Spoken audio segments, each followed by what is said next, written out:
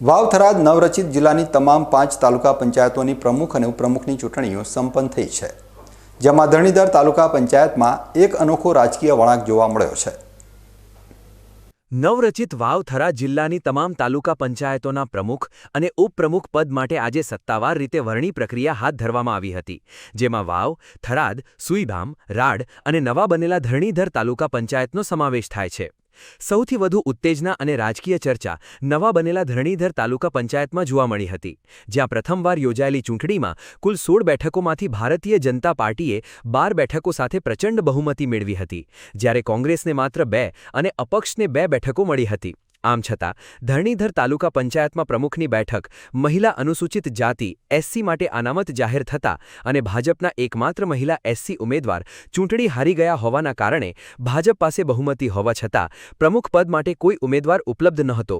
આ રાજકીય પરિસ્થિતિનો સીધો ફાયદો કોંગ્રેસને મળ્યો છે અને કોંગ્રેસના મહિલા ઉમેદવાર નીલાબેન સોઢા પ્રમુખ તરીકે બિનહરીફ ચૂંટાઈ આવ્યા છે, જેથી હવે ભાજપની બહુમતીવાળી પંચાયતનું શાસન કોંગ્રેસના પ્રમુખ ચલાવશે। જો કે ઉપપ્રમુખની ચૂંટણીમાં ભાજપે પોતાની તાકાત બતાવી હતી અને ભાજપના હરજીભાઈ પટેલને 13 મતો મળતા તેઓ વિજેતા જાહેર થયા હતા।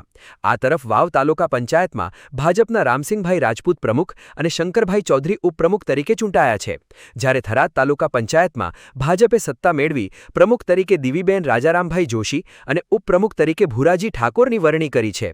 આ જ રીતે સુઈગામ તાલુકા પંચાયતમાં ભાજપ પ્રેરિત પેનલના પ્રમુખ તરીકે જગદીશભાઈ ભાવાભાઈ પટેલ અને ઉપપ્રમુખ તરીકે અવનીબેન અણદાભાઈ ઠાકોર સત્તા પર આવ્યા છે, તો બીજી તરફ રાહ તાલુકા પંચાયતમાં પણ ભાજપનો ભગવો લહેરાયો છે, જેમાં પ્રમુખ પદે દેમાબેન કાળાભાઈ પટેલ અને ઉપપ્રમુખ પદે દેવરાજભાઈ વાઘેલાની વરણી કરવામાં આવી છે। આમ સમગ્ર વાવ-થરાદ જિલ્લાની તમામ પંચાયતોમાં મોટાભાગે ભાજપનું શાસન સ્થપાયું છે, જ્યારે ધરણીધરમાં અનામતના સમીકરણોના લીધે કોંગ્રેસને પ્રમુખ પદ ફાળે ગયું છે।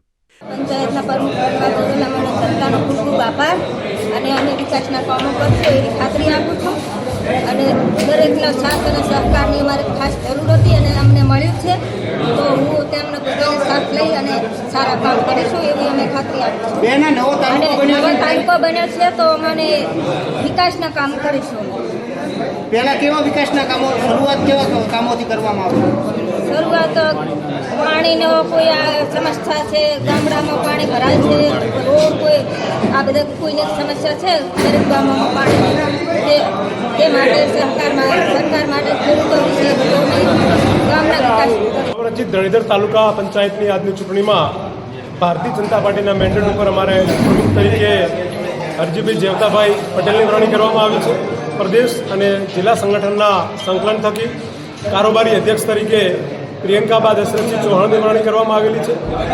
પક્ષના નેતા તરીકે પ્રવીણભાઈ લાલાભાઈ પ્રજાપતિની વરણી કરવામાં આવી છે અને દંડક તરીકે અમારા નરસિંહભાઈ બાદાભાઈ ચૌધરીની વરણી કરવામાં આવી છે। ત્યારે આ તમામ હોદ્દેદારોને આજના તરીકે શુભકામનાઓ પાઠવું છું અને આજે આ ધરણીધર તાલુકાના તમામ મતદારોનો પણ અમે આભાર માનીએ છીએ કે ધરણીધર તાલુકા પંચાયતની ચૂંટણીમાં 16માંથી 12 તાલુકા પંચાયતમાં ભારતીય જનતા પાર્ટીના ઉમેદવારોને જ્વલંત વિજય બનાવ્યો હતો।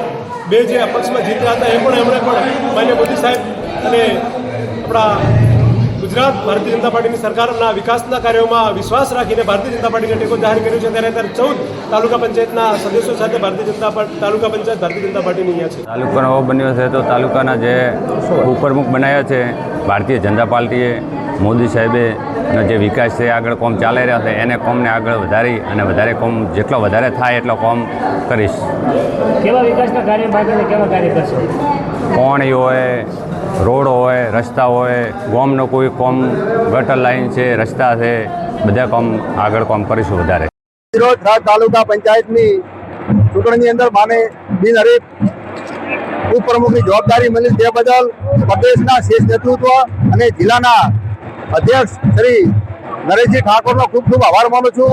તેમની સમગ્ર ટીમ અને સંગઠનનો ખૂબ ખૂબ આભાર માનું છું। વિશેષ આભાર ગુજરાત વિધાનસભાના સન્માનીય અધ્યક્ષ શ્રી શંકરભાઈ સાહેબનો આભાર માનું છું। નવરચિત વાવ-થરાદ જિલ્લાની 5 તાલુકા પંચાયતોની આ વરણી પ્રક્રિયા પૂર્ણ થતાં જ વિજેતા ઉમેદવારોના સમર્થકો અને રાજકીય પક્ષોના કાર્યકરોમાં ભારે ઉત્સાહ જોવા મળ્યો હતો અને હવે નવી બોડી સાથે જિલ્લાના વિકાસની નવી સફર શરૂ થશે।